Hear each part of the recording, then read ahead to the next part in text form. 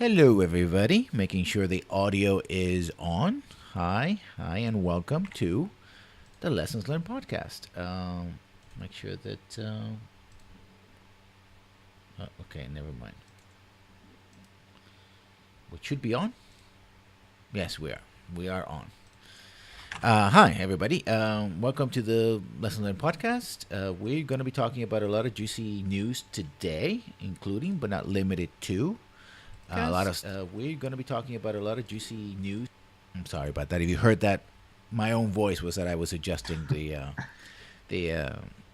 the audio on the set. So hopefully, oh no, here we go again. What did it cut out? I think so. I mean, we're still live, it looks like. Okay, let me see.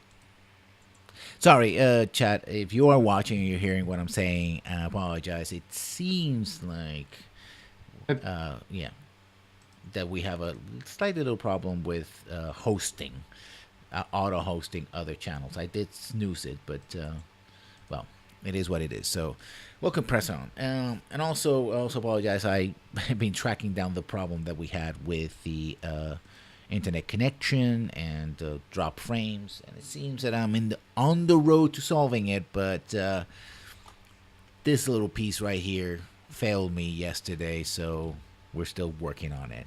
So welcome once again to the Lesson Learned podcast, delayed as it is for a couple of minutes. We got plenty of news to talk about, and we're also going to be talking about Anthem and Bioware. You did play the this weekend Anthem, the open beta. Is that for next weekend? oh no, it was this weekend. I actually missed it. I tried hopping on on the last day, but just as I was hopping on is when they shut the servers down. Yikes! Yeah, Yeah. I was gonna play with my cousin and stuff. She got into it and played it a little bit. She says it's fine. The I guess the flying aspects is it seems to be like the funnest part. It's the mobility, which I kind of suspected I'd probably enjoy the mobility of it. Mm-hmm. But I also asked her and her friend because they're Destiny players, and they're like, no, this is completely different from Destiny. At least to them, it seems like Destiny is not really much like Destiny, but it is a demo. Yeah. And they, of course, the thing they were kind of wanting more of is like the story. It's like we want a little more of the story. So we have to see if BioWare can kind of live up to that. Mm-hmm. And so we're going to be talking about Anthem and BioWare and the future of BioWare, which of course nobody has ever covered on the internet, on Twitter, on Twitch, on social media, on Facebook pages, and nobody has done that. We're the first to really dig into the reality of BioWare and EA and whether or not it's going to survive or not. So, it's a good thing you're here because we're going to be talking about that. But before we do that, we're going to talk about some news. There's a lot of news from EA, but we'll start with someone else. Start with Xbox and Microsoft. And Xbox Live coming to Nintendo Switch, iOS, and Android, Microsoft confirms. This is from GameSpot. A curious development. Everybody knows that Microsoft is pushing very, very hard to have crossplay, but now they're going to offer the entire Xbox Live on Switch. And according to, I'm going to quote here, while the news doesn't necessarily concern crossplay directly, Microsoft has been talking for years now about connecting rival platforms like PS4 and Xbox. Xbox boss Phil Spencer previously explained the success to Microsoft involves more than just sales of Xbox One. In fact, GameSpot discussion for him is back in 2018, quite telling him makes this Xbox Live news sound like something's been contemplating for years. It's all part of this move about Xbox being a live platform, right? A gateway to get into the ecosystem and expanding that ecosystem, right? Mm-hmm. But at the same time, one of the strengths of consoles was that it was a controlled ecosystem, right? That it was very much like, going to AOL, America Online back in the day, or CompuServe, stuff like that. You went there, you got all your services there, and that was it. And maybe you could email other services if people had email accounts and whatnot, but that was it, right? I think it's a strength in the sense that, well, TAC, you're it. You have a captive audience. I still don't know how is that supposed to work exactly. Yeah, so I don't understand how how Microsoft plans on making money with this in terms of, hey, if we connect other consoles together, maybe brand recognition, sort of. I guess I'm still on the thing that at least when it comes to Switch, they don't see Switch as a direct competitor, right? Or maybe, they get there's some portion, they get like a fee on sales just because, hey, especially someone like Nintendo. Is usually been kind of known for having being pretty bad when it comes to multiplayer services. Especially if I recall, like some of the older Pokemon games, you can't do trades anymore over the internet because those they used GameSpy As a service, yeah. as their service, and of course GameSpy is no longer, and with that the infrastructure is gone. So Yeah. it wasn't like a Nintendo based infrastructure that wouldn't go away until either they chose to stop servicing it, or if Nintendo highly unlikely went out of business. Yeah, I think it's to me is like they see they can. I mean, Microsoft has never really gone into the mobile devices. I mean, they've done phones, right? Yeah, and not very Very successfully. successfully. They did a media player again, wasn't very successful. The And Zune. the Zune when the iTunes was how bothered. Um, I guess they see it like, oh, I said this before. The Switch is your mobile platform. When you get home, switch to the Xbox, right?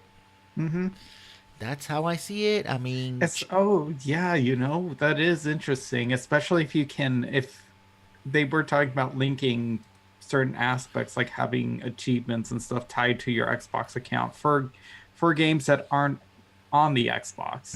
But in terms of, yeah, that'd be interesting. It's like take your Switch and still play the same game with the yeah. same progress and stuff. So we're piggybacking piggyback riding on like the Switch's mobility without having to make their own portable console. So I guess they can do that, and it's like they want to pull it in.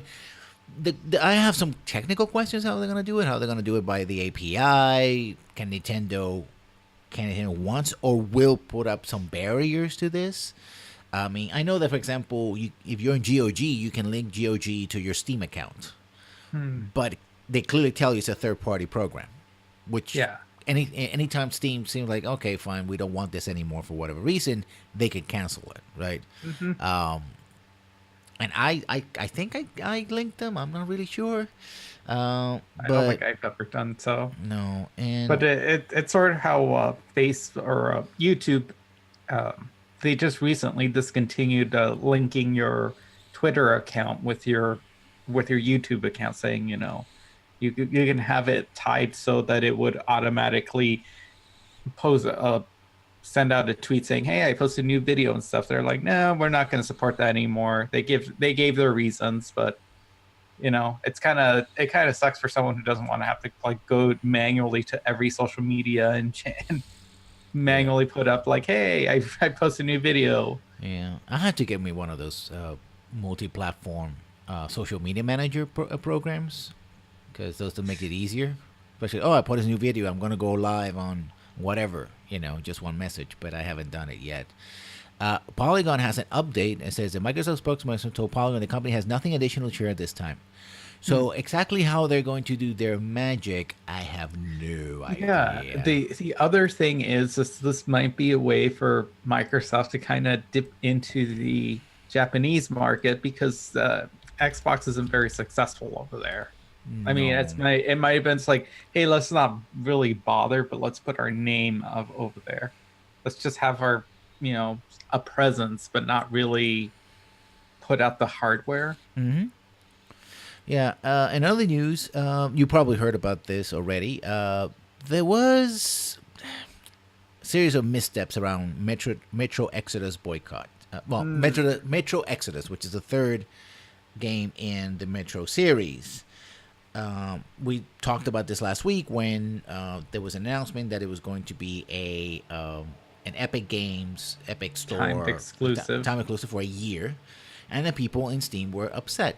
One developer, or somebody who claimed to be a developer for Metro and was confirmed by a spokesperson for Metro, of the studio that makes Metro Exodus, they said, yeah, well, if you keep griping about this, then, well, F you, because we're going to go ahead and not make a PC game anymore, right? Yeah, the next Metro game. If this doesn't sell well, we may not be able to put out another Metro game after. And even if we do, maybe we won't put a PC version Yeah. out for sale. Which sounded more like, less like a reality check and more like a threat. Like, well, if you kids don't behave, we're going to have to take your toys away. I suppose it can come as a reaction because when people get angry, they tend to also, some people at least, tend to be very vocal and therefore toxic. And if you were bombarded by these messages, you might react in kind of like Liam Neeson, but we're not going to go there. Suffice it to say is that that's really not excusable in either example. I'm not again going to defend Mr. Neeson, but it sort of came out of threat, and it was like a really like, oh, geez. Yeah. And then the developers Metro Exodus saying that it was not their decision, but Deep Silver decision at a publisher level. Before, I think we said last week that it was the developer's decision, and Deep Silver was being quiet. Now, developers of Metro are saying that it was Deep Silver decision, which makes sense since they're the publisher of the game, and that's what they're supposed to do. They're supposed to publish the game and put it on platforms and make the negotiations and all that. So yeah, I'm thinking that if you're not self-publishing, then you have no control where your game goes and which platforms are gonna go. Yeah, it's oof. It's just kind of it's a mess all over. Continuing talking about about platforms, there's news, more like a rumor really, that Sony put out a patent that will allow a new piece of hardware, i.e. the PS5, that should come out in 2020, 2021, which is a year or so from now, to be backwards compatible with their old consoles. Interesting choice, I suppose. A backstop to, and we talked about this a little bit, that maybe 2020, 2021 might not be a good year for gaming overall because of things that are happening, and you want to make sure that you have as many titles as possible, and you want to keep the albeit very large or a significant portion of your very large install base happy by saying, hey, you want to play those old PlayStation 1 games, that the bundle with the PS1 Mini and nobody liked, but we're going to put them anywhere here. You can do that, right?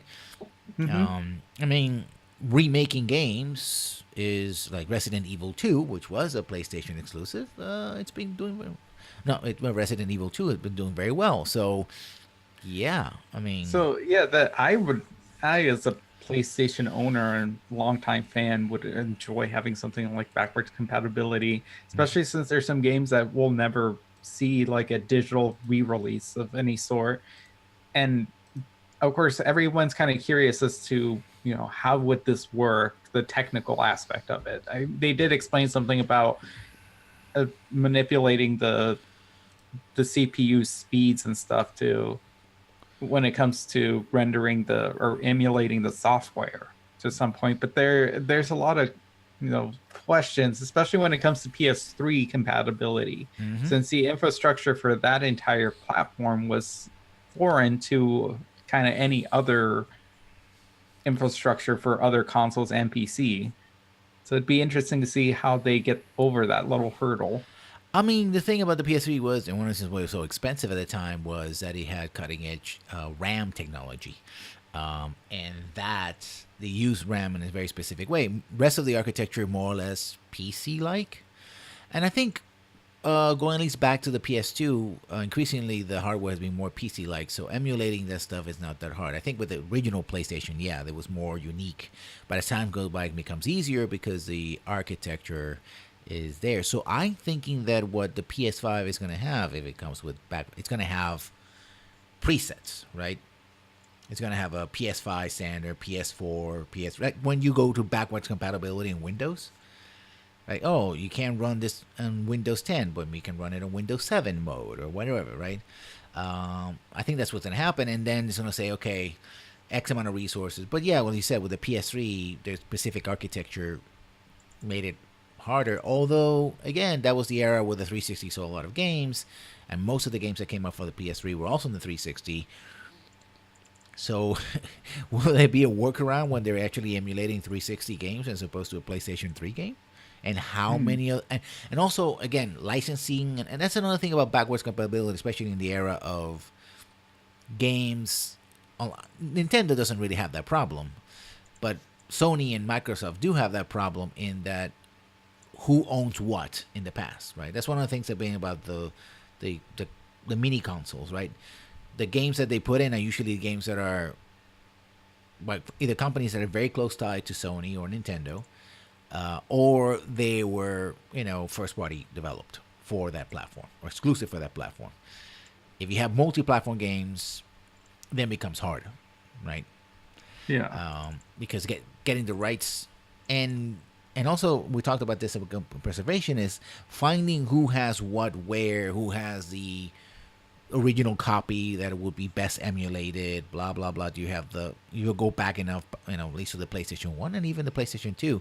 Do you have the PAL version? Do you have the American version? Do you have this? All those things can complicate things. So my guess is that it's going to be a feature, but unless Sony works very very hard to make this work, you're gonna have a selection of games, but not really as it's there to pad the library, so to speak. And also the fact that again you can make a lot of money by recreating old games like Resident Evil 2. So it's like this is more padding the library rather than being a feature I think will drive sales like Microsoft has done. I mean, Microsoft has been on the retconning games and making them compatible to their new machines or current machines for quite some time, but the numbers haven't been as impressive as people have thought. Since the entire library, of course. Although some cool games have appeared from time to time. I think that's my take on it. On other news, talking about people who owns what to wear, CD Projekt Red has agreed to pay an additional undisclosed amount to the Witcher author Andrzej Sapkowski. This is on VG 24/7. The original news was that they were not going to pay more money, but apparently, according to Polish newspaper Puls Biznesu, and I apologize for all those Polish speakers if I completely mangled your language. I know how that feels. But not Polish, but other languages. An additional payment in Sapkowski is a recognition for his The Witcher novels. The Witcher novels. It's a title, of course. The agreement was also made in order to maintain a healthy relationship with the author per a so-so translation. CD Projekt Red had paid the equivalent of $9,250 for the rights back in the day, which said covered licensing rights to develop future titles. Sapkowski and his legal team disagreed, stating the original agreement was for the rights to develop a video game based only on the first novel, therefore his own royalties for The Witcher 2 and The Witcher 3 and its expansions, which is a lot of money. And apparently the lawyer said, you know what, we're just going to pay you some money and everybody's happy, or as happy as it can be. Yeah. Mm-hmm. So... Maybe it might have been cheaper than to go to court and drag things out. Yeah, European... Which is kind of unfortunate. Yeah, people are like, oh, how can that be? Well, remember that if you think you know the American or British, Britain, or Canadian law, it's very different in different people, especially in Europe, where you have both local law and you have EU law concerning rights of the author. A certain, French traditions in the law that actually give people who are, authors and owners of intellectual property stronger protections. So there we have it. Now I think we're gonna start moving into all things EA. Let's start with Respawn Entertainment, makers of Titanfall, who just released a game that isn't Titanfall, really.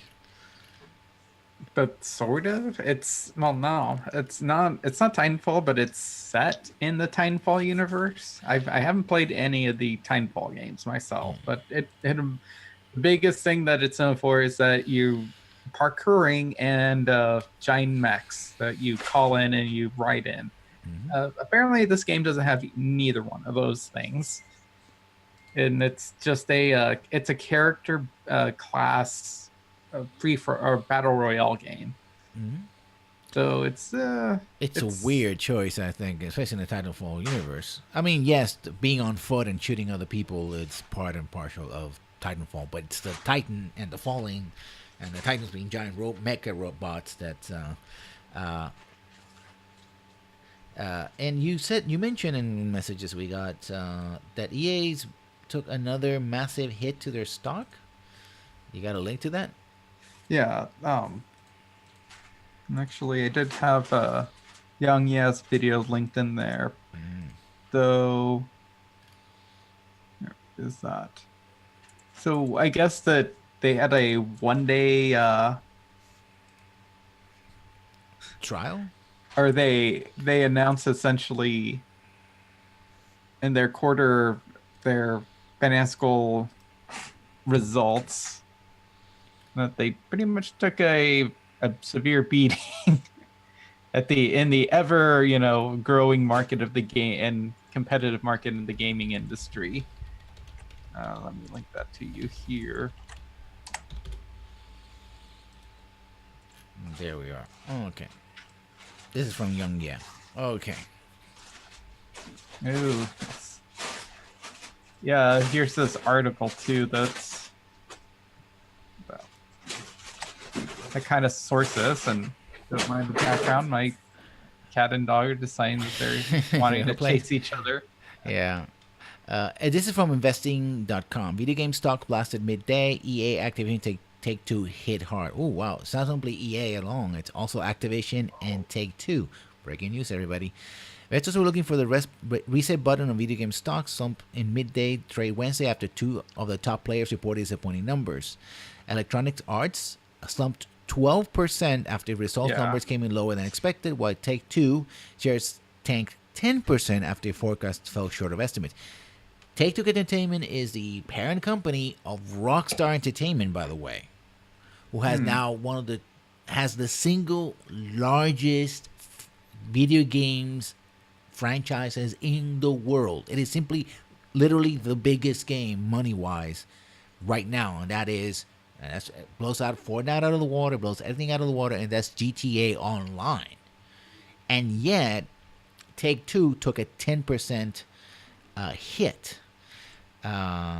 Electronic Arts is cited intense competition for its revenue miss for the fiscal third quarter. Yes, in other words, we have failed to hunt the whale that everybody else is hunting at the same time.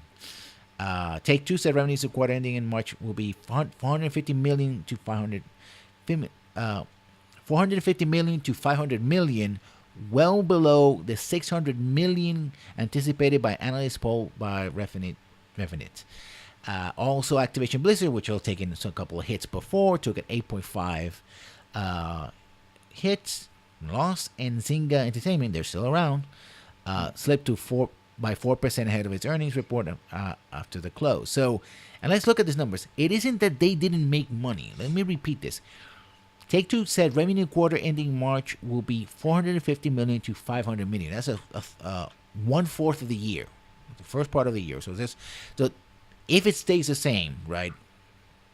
If we go to the higher number, and they earn 500 million per quarter, that means in a fiscal year, they would have earned $2 billion. Okay? Yep. And yet, they took a hit of 10%. They lost 10%. One out of $10, the value of their stock.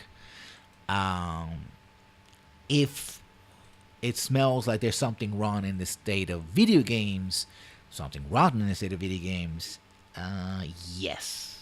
I mean, this is the stock market. We talked about this before. It's failure to produce ever-growing numbers. That's the thing, right?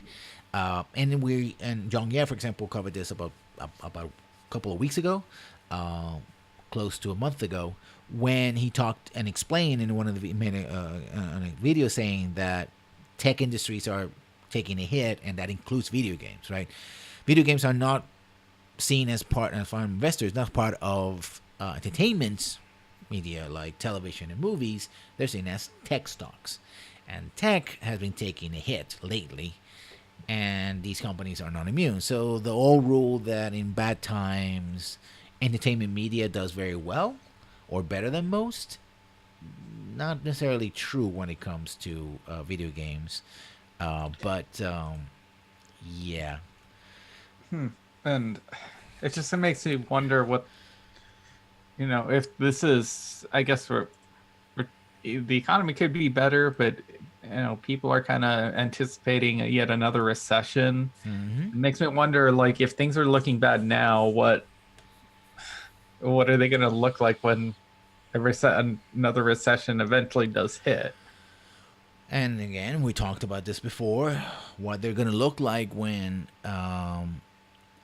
everybody's pushing for their own services and their own ecosystems, and stuff like, I don't know, making exclusives of their games.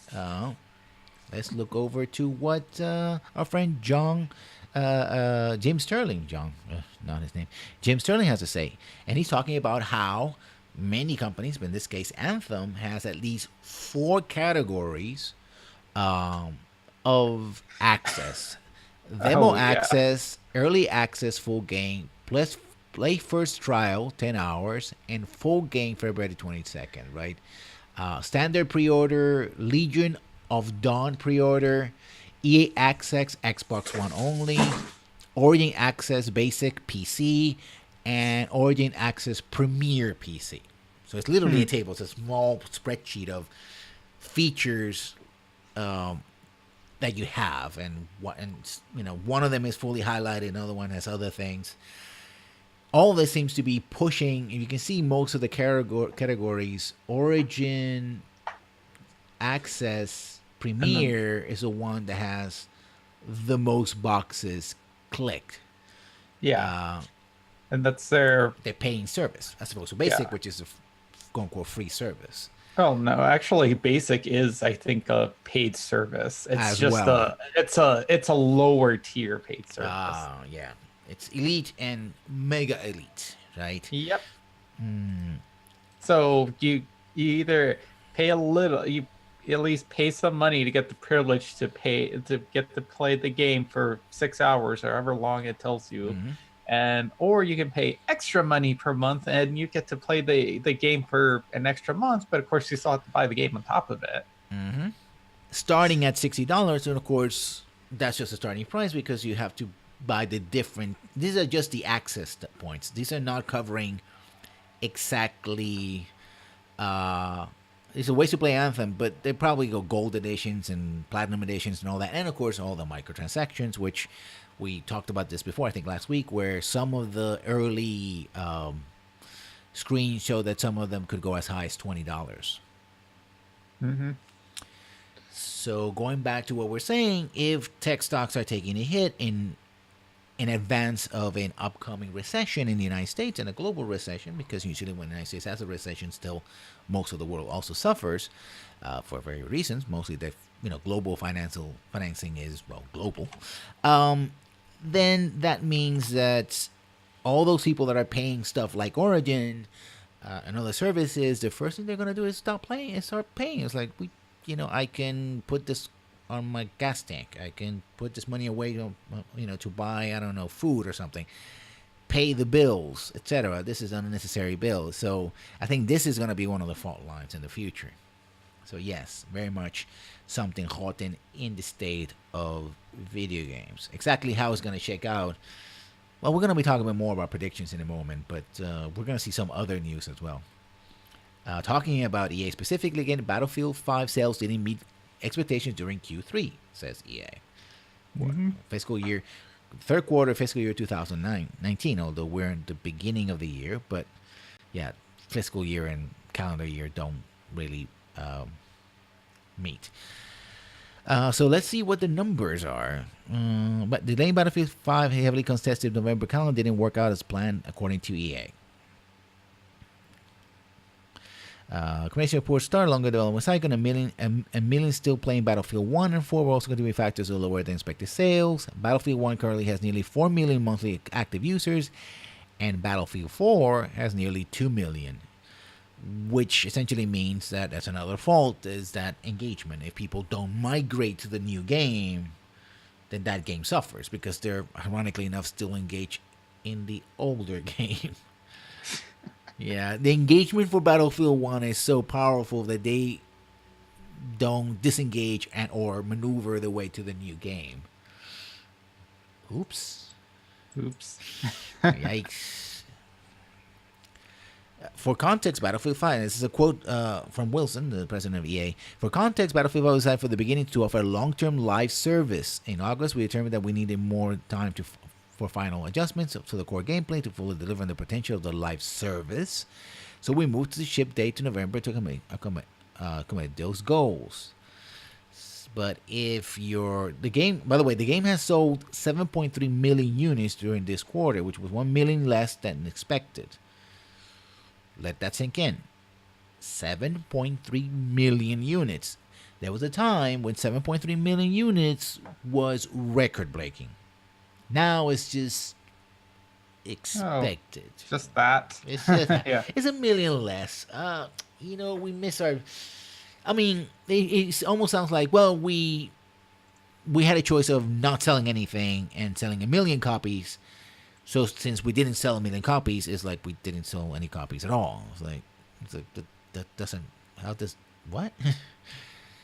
It makes sense for some people. And a final note to VG247, the game also didn't sell as many Origin Access Premier subscriptions as EA had hoped, given the difficult launch game. In other words, they were hoping that this game would increase the subscription, right? The Premier subscription to their service, and it didn't. Also talk about Apex. Apex Legends, on the other hand, seems to be doing very well, at least on Twitch. Apex Legends has over 200,000 viewers on Twitch right now, according to the news. And I think that's over 1 million players have played in an hours going live, which shot up to 2.5 million in its first 24 hours. So it's doing very well in that sense. It's very early. This is who is this? CEO Andrew Wilson talking about Apex. It's very early, but the response for the game is very, very strong. We're being number one views game on Twitch site launch, and player sentiment seems to be very, very high right now. So for every stumble, or every 2 stumbles to 3 stumbles, maybe you can get 1 or 2 successes. But again, the question is that enough to sustain it, or do EA need more? And apparently EA needs more than that. Of course, we'll see when we get the next quarter release, whether or not that will, alongside with Anthem. And that's sort of like the biggest thing, or people are kind of like, so are you gonna kind of compete against yourself now? You just released this free to play game. Granted, it's free to play, but then you got Anthem over here. Pretty much like what, 2 weeks away? Yeah, a week or 2 away now. Yeah. More EA news. Disney says it's never been good at video games, remains happy with EA's work, according to Variety. Walt Disney Company has a good relationship with Electronic Arts, has no interest in returning to video games, something which is never able to demonstrate with skill, CEO Bob Iger said in an earnings call Tuesday. Very interesting, that was part of an earnings call. So apparently that question came along from the investors who are wondering. It's very interesting that it happens. We're going to make movies and television shows on theme parks and cruise ships and the like. We just never managed to demonstrate much skill in the publishing side of games. As Iger said in response to a question about Disney's potential future involvement in video game development. It's not simply, this is not an interview. This is a earnings call, which is a shared call between the CEO. Basically, it's quarters here. This is the board talking to the investors or the major investor groups. They don't talk to every single investor. That's not impossible in a company like EA, but they talk to major investors, right? During call, or they have a conference or whatever, depending on the company how they do things. So yeah, that seems to be a thing. That's Disney saying, yeah, we're not gonna get into this mess, we're happy with it, etc., etc. But it also probably signifies that investors have heard about what's going on with the Disney franchise and video games, especially the EA, and they might be some worry about this. Another fault line in EA's, you know, problems right now, and this comes from a call from many people, especially particular YouTubers such as Jim Sterling and Young and some others, that saying, listen, EA, or listen, Disney, directed at Disney, EA is not doing very well with your franchise. The games they put out are not at subpar at best. You know, maybe you can make your own games, or maybe you can revive LucasArts, which you bought, right? Or other game studios, or hand it over to someone else, right? You had successful links with people such as, Kingdom Hearts, which is Kingdom Hearts 3, which come out, which has done fantastic for Square Enix. You could do that with Star Wars, right? We're begging you to take it away from EA and actually do something about it. And apparently, right now, Disney is not interested in that. And again, we discussed this and said, well, maybe it's because,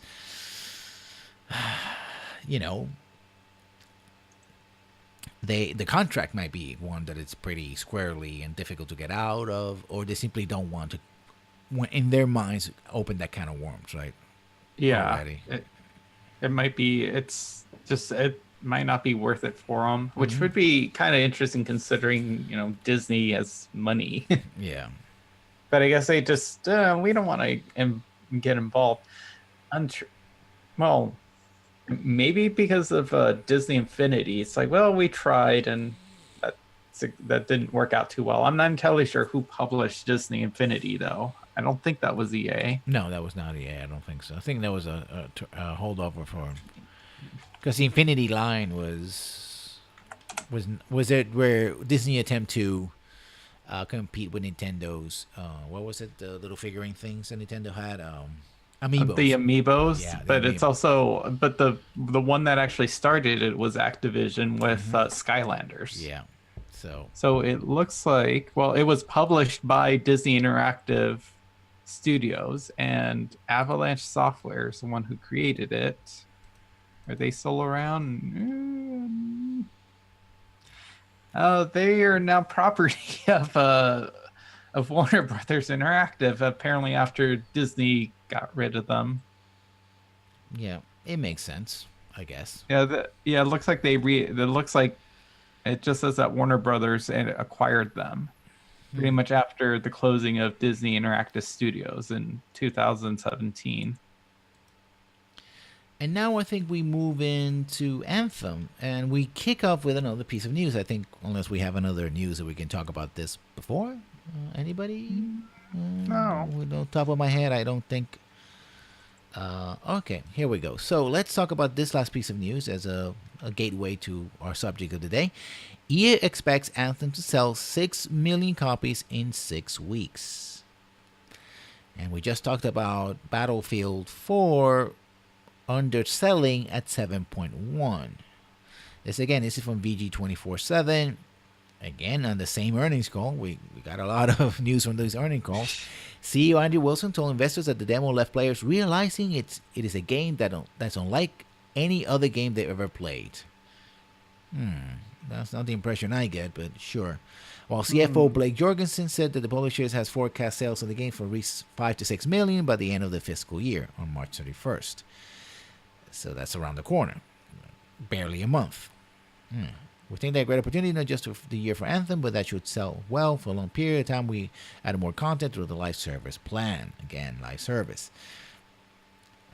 But for those who have been keeping track, the demos that roll out, especially the exclusive demo that was out there, and others, well, they proved to be rather underwhelming with connection issues and not that very interesting gameplay, etc., etc., etc. Yeah, not to mention lack of story really, because no, it's just a little snippet. And this again comes from the same news that EA has taken a hit this quarter and are trying to recover. So is this just EA saying, "Don't worry, guys, we got you covered. Money is coming. You're gonna get paid," or are there is a real chance somehow that Anthem will make those numbers or more? And this is what we're going to talk about today, because we're going to be talking about whether or not BioWare can, in fact, survive Anthem, or even should be. So I think, if Anthem does terribly, like, yeah, they'll still be around. They won't have a greatest standing, not just with the investors, but maybe even with like the player base, but they'll still be around. The one of the concerns that I actually kind of just heard that I think Jim Sterling kind of brought up, and other fans are kind of worried that what if Anthem is successful? Is EA gonna want BioWare to start doing more of Anthem, more that isn't Dragon Age or Mass Effect or any kind of thing that they're known for, and just put them in this like live service weird open world narrative thing? Yeah, I mean, we'll talk about resources here, of course, because already BioWare has an MMO, which is SWTOR. Talk about Star Wars. That's a big project. And although they have multiple studios that have been renamed BioWare, BioWare still very much the core BioWare Edmonton, right? Particularly when Toronto just got sliced to bits and spread to the winds by EA. I think that's very interesting. I would call that the studio formerly known as BioWare. Yeah. Because, and this is again, in order to backstop that concept, we have to go back into the past, probably the turn of this century, where BioWare was known for creating a series of games based on somebody else's properties, mostly Dungeons and Dragons, and eventually Star Wars and some other things. And they had a particular formula. Create your own character. That character will then team up with an interesting group of fellow travelers to defeat a greater evil, right? And very strongly, you have some sparkle in some romances, some plot twist, and strong character development, and sorry, and you end up with a typical BioWare game. And they've been polishing that formula for a very long time. In fact, the games that most people know BioWare for, particularly Mass Effect and Dragon Age, come from that lineage of Baldur's Gate. Neverwinter Nights was kind of a bit of a deception, but still was very much a BioWare game. Jet Empire, which I wish that game got remade. That was a cool game. Yeah, I Xbox still need to play that game. Yeah, I remember playing it ever so briefly in the Xbox OC, and I wish it can be brought back at least with updated controls, and stuff like that. KOTOR, the original KOTOR, the good one, and so on and so forth. But now with Mass Effect being put on ice, at least if you want to be charitable, after Mass Effect Andromeda, and a teaser of Dragon Age 4, what have you, what it's going to call, probably it's not going to be called 4. They don't want to, revive the ghost of Dragon Age 2 in that sense. We're left with Anthem as being the big title that's going to drop this year, next month, really. And probably the only thing that we'll see from BioWare in years. Yeah. And so, yeah, that's one way I think the BioWare would sort of metaphorically die in a sense, in that it has the name, it has the title, it's BioWare division of EA, but yeah, it no longer feels like it's Bioware. It doesn't, doesn't have that feel. But it will still be a company. At least it'll be a name brand of some sort. It will still be around. The other one is it just get the hatchet right. Anthem Hmm. underperforms, and the leadership, Wilson, we've talked about him before, and others decide that yeah, they're not gonna keep throwing good money after bad, especially if they want to cut costs. If they keep taking, their stock keeps getting hits, right? And it's interesting because a lot of people say, oh, BioWare has been going down the tube since EA acquired them. But and this is I'm gonna put a link to a video because it's very interesting. This is Death of a Game, SWOTOR, by friend of the channel, Nerd Slayer, and it's worth watching because one of the things he highlights is the fact that SWOTOR, the MMO, was in fact a project started by BioWare back when BioWare was still independent. And what happened was that it was so costly, and this came at a time where MMOs were in decline, but still there were people who wanted to jump into the MMO business. It was so expensive that BioWare couldn't do it alone. So they had to get money, and that meant that they were bought out by a holding company, but who was at the time run by our friend Rick Riccatello.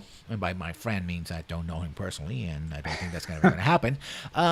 Who had been president of EA back in the day, and then having acquired BioWare, then again became president of EA again and brought BioWare into the fold. So BioWare, or the two presidents of BioWare and the leadership of BioWare, basically got acquired by EA by virtue of overreaching, essentially. And SWOTOR, when it came out, it actually became record breaking in being a game that broke the record of time, how long it took the game to go from subscription based to free to play. And it was at the time estimated about $100 million to make. So it was a very expensive game for essentially by the time an indie company to make. That put me in the hands of Electronic Arts. But however, one can say about Electronic Arts is that the best games, or the games that BioWare was well known for, also came out from Electronic Arts. So we can't really blame Electronic Arts for everything. Yeah, because they did publish Mass Effect. It was still, I think, partly in development when they got acquired. Yeah, they got acquired, but the original Mass Effect was published under Microsoft because it was an exclusive originally for 360. Mass Effect 2 and 3 were on the EA, and Dragon Age Origin was certainly an EA product. Mm-hmm. But going back to Rick Riccatello, the kind of business practices that now we kind of denounce a lot, especially myself, microtransaction stuff like that, really started or picked up with Project $10 under Rick Riccatello, and that was not microtransactions yet. It was just nickel and diming. It was online passes, which segregated content. It was tons of DLC for basically you can buy power, magical items, guns, armor, that sort of thing, and tons of DLC, especially some essential DLC. People look back like, yeah, that DLC should have been part of the game. And just a strategy of trying to get as much money as possible from every single game, which at the time, and this kind of again ties to EA doing badly back after the 2008 Great Recession. EA almost continually lost money from 2008 to about 2011. And say what you will, it was under Rick Riccatello's stewardship, as it were, that it bounced back. And and as I said before, and I asked the question again, does EA internally, as well as the industry at large, saw what Riccatelli tried to do on the Project $10 and said, we have to do these things in order to survive and grow as an industry because we were doing things another way and looked at the hit that we took in 2008, right? But now those actions are setting up probably the next fall, the next hit, which already seems to be happening right now. We've been talking about bad news for EA, Activision, and other companies for about a year now. Stocks keep dropping. Taking hits from here and stock dropping here and there. I mean, once or twice, it's right. We're talking about what? This is the fourth quarter, so we're talking about at least 3 quarters, 4 quarters, at least, depending on which company you're talking about. And yeah, they bounce back and all that, but still, on and off. And I'm sure a lot of people would like to feel that, it's because they keep doing all these bad practices and whatnot with microtransactions and pushing, all these controversies that we always talk about. Although, as much as we'd like to think that, not to say that doesn't have an effect, but it's mostly just the trends of how the stock market is playing. Mm-hmm. But it certainly doesn't help. Like, look at Battlefield with everything. It's all the controversy revolving around that particular game. If everybody complaining about certain things, and then the developer saying, "Well, if you don't like it, don't buy it," and yeah, people then ended up not buying it. It does add up, right? Moving away from single player games, yeah. Yeah, the entire Battlefield, Star Wars Battlefront thing certainly didn't help.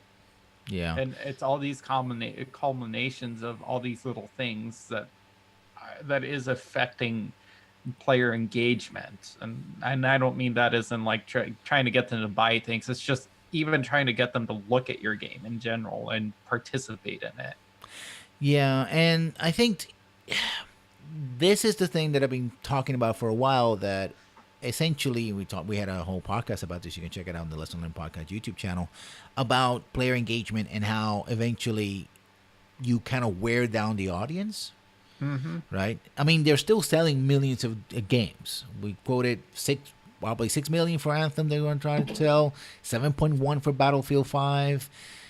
They're selling, but the combination of ever growing, almost vertical growth on one hand, and wearing down the audience in the other, on top of forces outside from their control, such as financial distress in the tech industry, etc.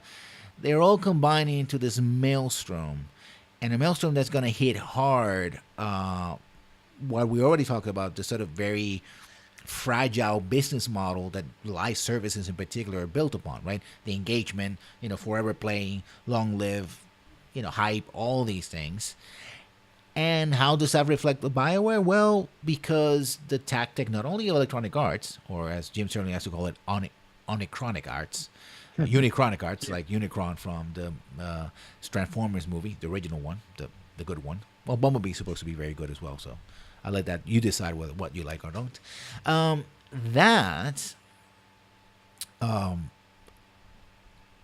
The tactic essentially is, and we've seen them with Activision now working over Blizzard, and EA itself, cutting a lot of studios loose, that even in the best of times, publishers are more than happy to just cut off little bits of finger, I suppose.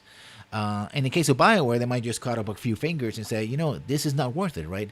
If we don't get our 6 million sales, or more to the point, not even the sales, because in the earnings calls we talk about sales, but really it's about profit, and those profits are not driven merely by sales. Mm-hmm. That gives you the first takeoff, the pre-orders and all that gives you the takeoff, but it's really based on microtransactions and DLC and expansion and engagement and all that. And if that's not happening, it doesn't really matter if Anthem sells 12 million copies.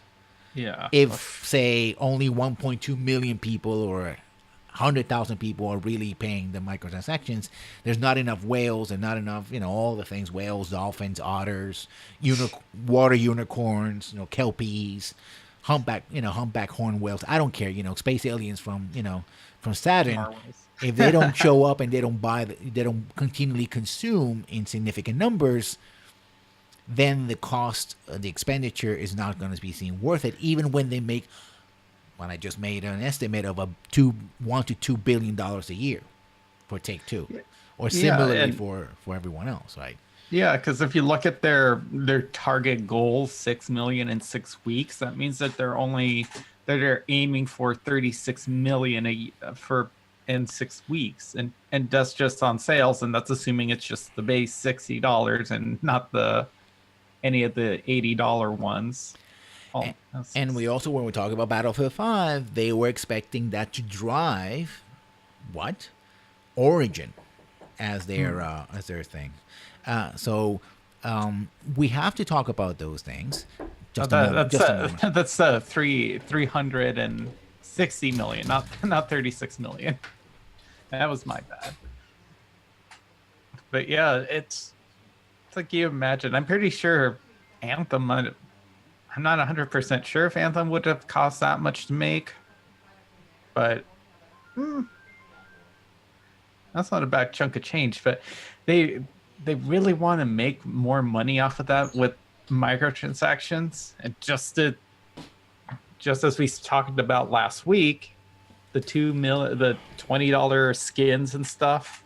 Straight booty chicks. Well, I guess so. Yeah. That's one way to put it. Welcome to the program, Danimal113. Yeah, I mean, if you're not expecting constant growth, if you're not getting it, if you're not getting, again, post-sale money, subscriptions, Prime subscriptions to Origin, microtransactions, loot boxes. Remember that already EA gave up on having loot boxes on Belgium.